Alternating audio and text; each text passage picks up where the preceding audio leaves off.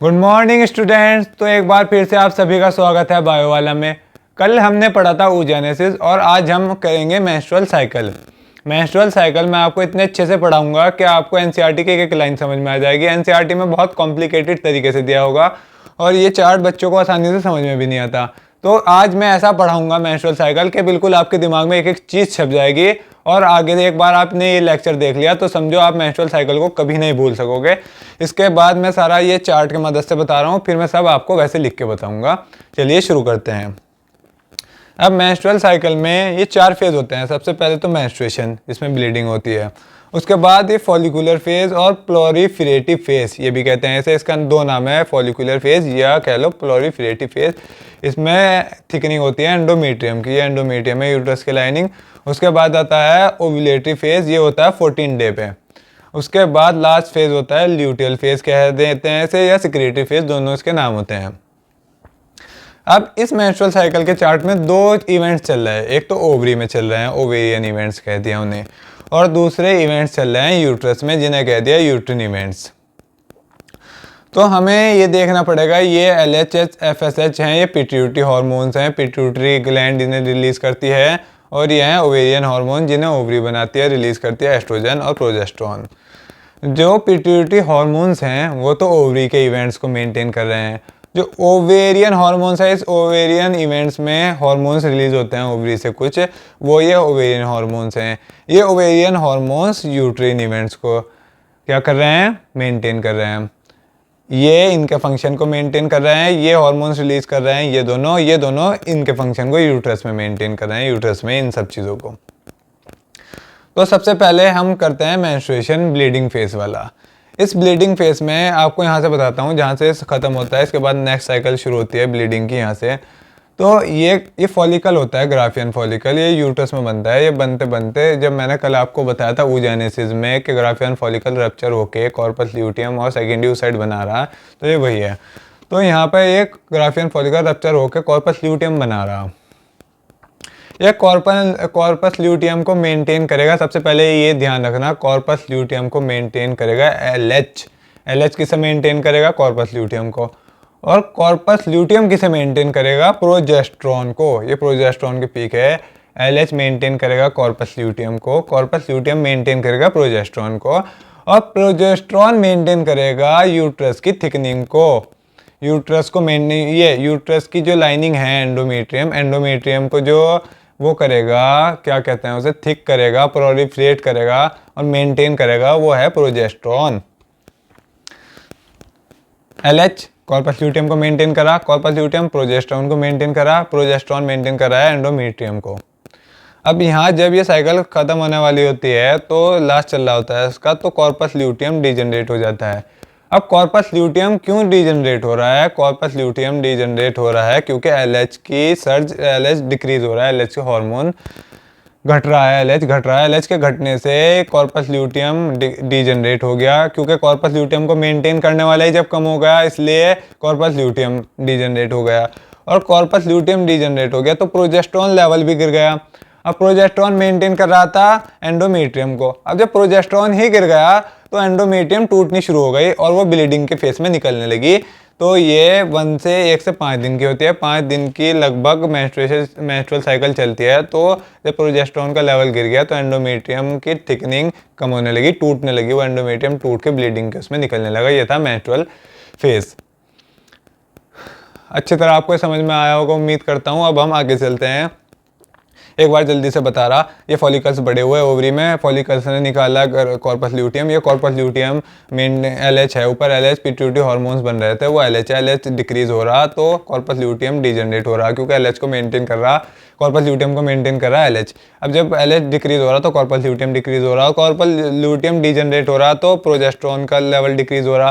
Progesterone maintain कर रहा था एंडोमेट्रियम को, तो जब प्रोजेस्टेरोन ही नहीं रहा तो एंडोमेट्रियम टूटने लगी और ब्लीडिंग के फेस में निकलने लगी। उसके बाद आता है फॉलिकुलर फेज या प्लोरीफरेटिव फेज। ये फेज होता है जिसमें फॉलिकल होता है, जो हमने कल पढ़ा था oogenesis में, प्राइमरी फॉलिकल, सेकेंडरी। ये जो फॉलिकल होता है इसे कहते हैं फॉलिकुलर फेज। जो इस यूट्रस के, इसके ओवेरियन इवेंट्स के अंदर चल रहा है, इन्हें कहते हैं फॉलिकुलर फेज। और जो यूट्रस के अंदर यहाँ चल रहा है इसे कहते हैं प्लोरीफरेटिव फेज।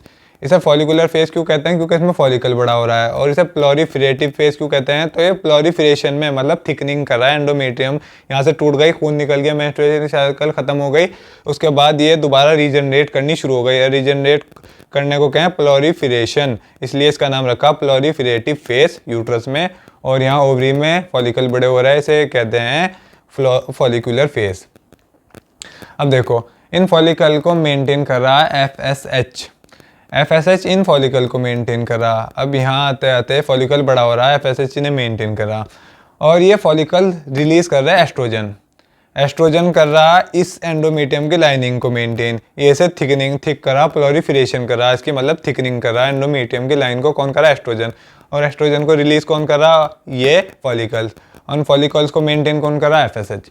तो ये वाले हार्मोन्स इन्हें मेंटेन कर रहा है, ये कुछ हार्मोन्स निकाल रहे हैं ओवेरियन हार्मोन्स, ये ओवेरियन हार्मोन्स इन्हें मेंटेन कर रहे हैं।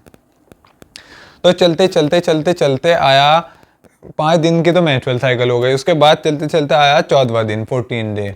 अब 14 डे पे ये मैच्योर फॉलिकल या ग्राफियन फॉलिकल कुछ भी कहो, ये फट गया।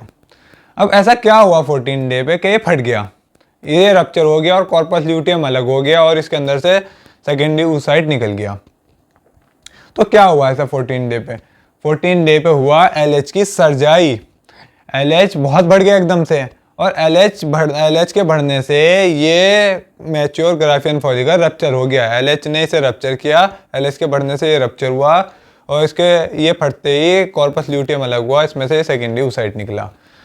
तो LH इतना बढ़ गया कि LH के बढ़ने से ओव्यूलेशन हो गया, जिसे कहते हैं ओव्यूलेटरी फेज। अब LH क्यों बढ़ा, ऐसा क्या हुआ कि LH इतना बढ़ गया एकदम 14 डे पे।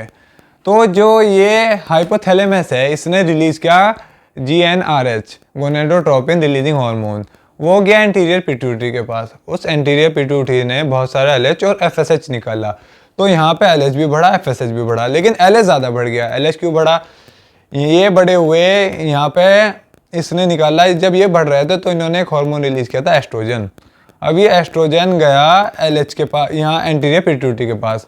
तो एक तो ये हाइपोथैलेमस गोनेडोट्रोपिन रिलीजिंग हार्मोन्स के जरिए LH और FSH निकलवा रहा, ऊपर से ये एस्ट्रोजन जाके इस पे एक्ट कर गया एंटीरियर पिट्यूटरी पे, इसने और ज़्यादा LH निकलवा दिया। तो LH इतना ज़्यादा निकलवा दिया कि यहाँ पे LH की पूरी एक पीक आ गई। FSH थोड़ा कम हुआ, बढ़ा FSH भी बहुत सारा, लेकिन LH ज़्यादा बढ़ा। अब चलो LH बहुत सारा बढ़ गया, कॉर्पस ल्यूटियम बन गया। अब इससे कॉर्पस ल्यूटियम को मेंटेन कौन कर रहा है, LH मेंटेन कर रहा है इसे, LH इसे मेंटेन कर रहा है कॉर्पस ल्यूटियम को। तो इसे कहते हैं ल्यूटियल फेज, ताकि इसमें कॉर्पस ल्यूटियम मेंटेन है, ल्यूटियल फेज। उसे कहते हैं सिक्रेटरी फेज, ल्यूटियल फेज कहते हैं इसे। ओवरी में जो हो रहा है इसे कहते हैं ल्यूटियल फेज, और जो ये यूट्रस में हो रहा है इवेंट्स इसे कहते हैं सिक्रेटरी फेज। यहाँ बहुत सारा सिक्रीशन हो रहा, प्रोलिफरेशन हो रहा। तो LH मेंटेन है ज़्यादा, वो मेंटेन कर रहा कॉर्पस ल्यूटियम को। कॉर्पस ल्यूटियम यहाँ प्रोजेस्टेरॉन को मेंटेन कर रहा। अब प्रोजेस्टेरॉन मेंटेन कर रहा है इस पूरी एंडोमेट्रियम को सिक्रेटरी बना रहा, ग्लैंडुलर बना रहा, इसे मोटी ताजी इसे बनाए रख रहा। कौन रख रहा, प्रोजेस्टेरॉन। इसलिए इसे यहाँ पे कहते हैं ल्यूटियल फेज और इसे कहते हैं सिक्रेटरी फेज। अब ये 14 डे के बाद कुछ दिन ये चलती है, 10 से 14 दिन के जितने भी बाकी बचे हुए डेज होते हैं, तो इसे कहते हैं ल्यूटियल और सिक्रेटरी फेज। अब इस सिक्रेटरी फेज के बाद कॉर्पस LH का यहाँ से LH कम होता चला गया। LH कम होने से ये जो कॉर्पस ल्यूटियम है ये डिजनरेट हो गया, ये क्योंकि इसे LH मेंटेन कर रहा था, ये डिजनरेट हो गया। तो ये प्रोजेस्टेरॉन भी कम होने लगा।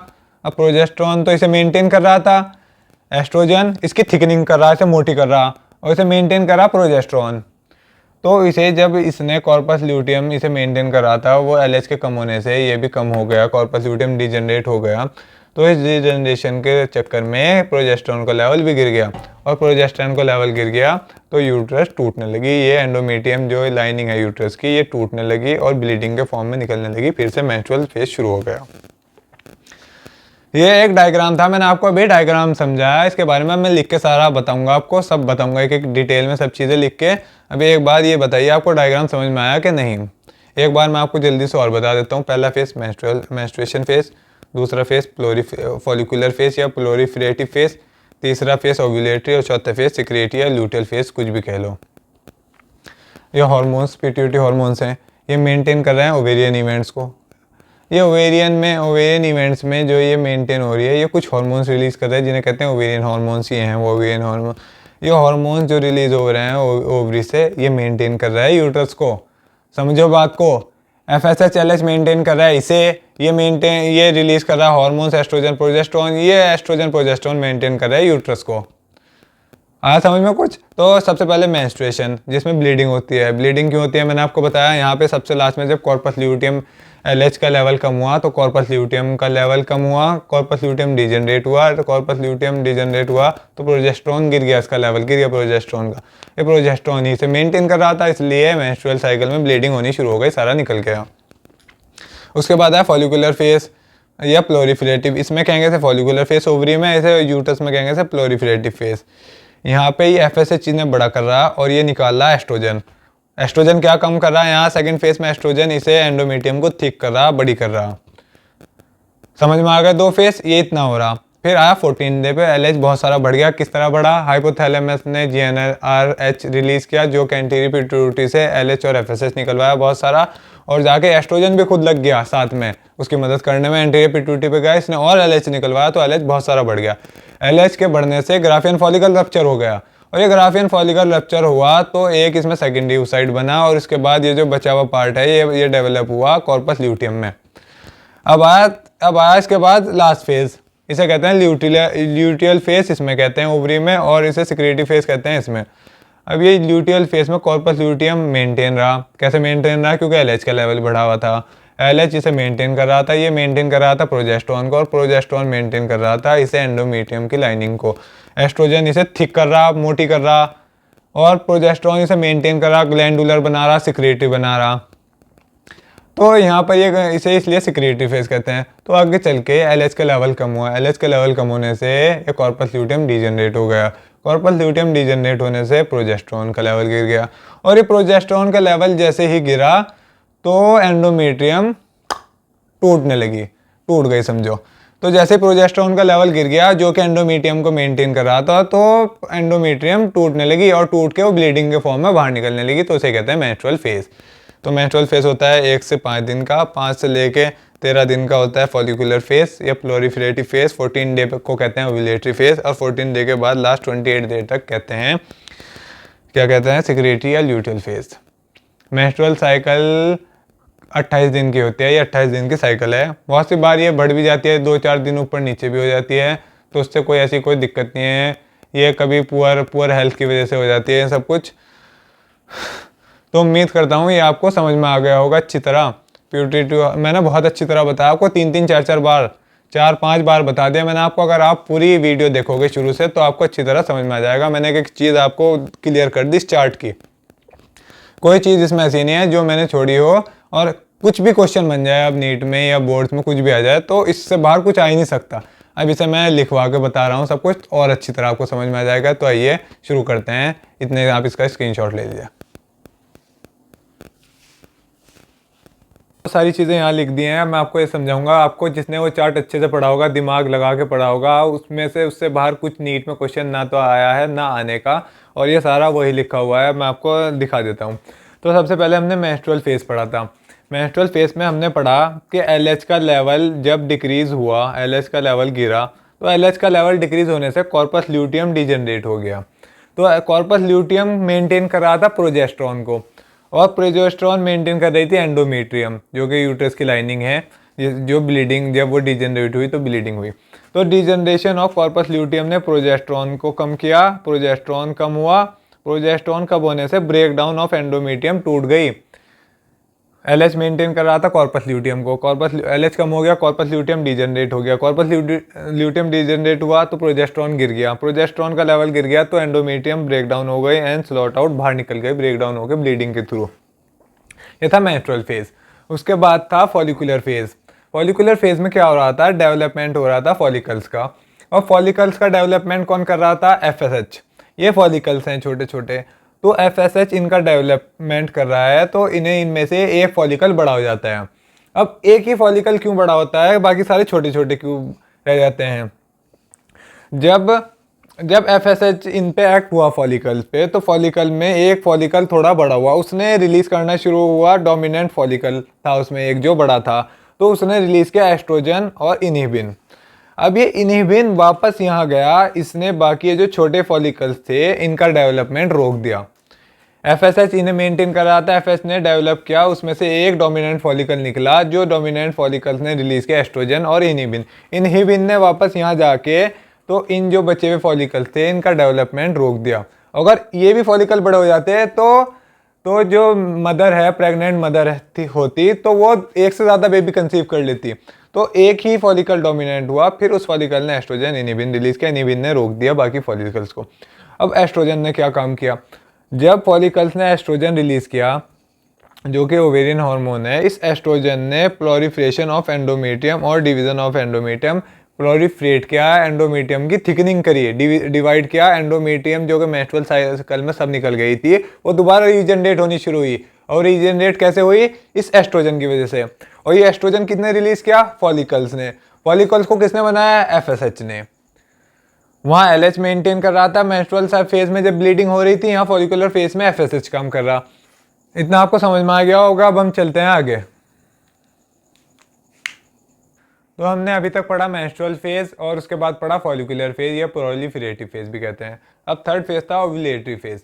ओव्यूलेटरी फेज में क्या होता है, ये फेज होता है 14 डे पे, खासतौर से 14 डे पे जो फेज होता है उसे ओव्यूलेटरी फेज कहते हैं। उसमें क्या होता है, at the end of follicular phase, जब फॉलिकुलर फेज खत्म होने वाला होता है 13 डे पे, तब साइज ऑफ फॉलिकल बहुत ज़्यादा बढ़ जाता है। फॉलिकल का साइज बढ़ते बढ़ते 13 डे पे सबसे बड़ा ग्राफियन मैच्योर फॉलिकल बनता है। उस मैच्योर ग्राफियन फॉलिकल से बहुत सारा एस्ट्रोजन रिलीज होता है। अब वो एस्ट्रोजन हाइपोथैलेमस पे जाता है, हाइपोथैलेमस पे एक्ट करके वो GnRH, gonadotropin releasing hormone release करवा देता है। वो gonadotropin releasing hormone anterior pituitary पे एक्ट करके बहुत सारा एलएच और एफएसएच निकलवा देता है। तो उसके बाद एस्ट्रोजन बहुत सारा था तो इसने एंटीरियर पिट्यूटरी पे भी एक्ट किया डायरेक्ट। हाइपोथैलेमस के पास तो गया ये, डायरेक्ट एंटीरियर पिट्यूटरी के पास जाके इसने और एलएच निकलवाया। तो एलएच बहुत सारा निकल गया तो एलएच की एक सर्ज आ गई। जब बहुत सारा एलएच बना 14 डे पे, एलएच सर्ज कहते हैं उसे। तो एलएच सर्ज की वजह से ओव्यूलेशन हो गया, ग्राफियन फॉलिकल रप्चर हो गया, उसमें से सेकेंडरी oocyte और कॉर्पस ल्यूटियम बन गया। अब जब कॉर्पस ल्यूटियम बन गया तो हम अगले फेज में आ जाते हैं। ये था 14 डे पे इतना फेज हुआ, इतना 14 डे का फेज इतना था। अब आगे तो अब आया लास्ट फेज। लास्ट फेज में हुआ फॉर्मेशन ऑफ कॉर्पस ल्यूटियम। अभी हमने पढ़ा कि जब ग्राफियन फॉलिकल रप्चर हुआ उसमें से सेकेंडरी oocyte निकला और बचा हुआ पार्ट बन गया कॉर्पस ल्यूटियम। उस कॉर्पस ल्यूटियम ने दो हार्मोन्स रिलीज किए, एस्ट्रोजन, प्रोजेस्टेरोन।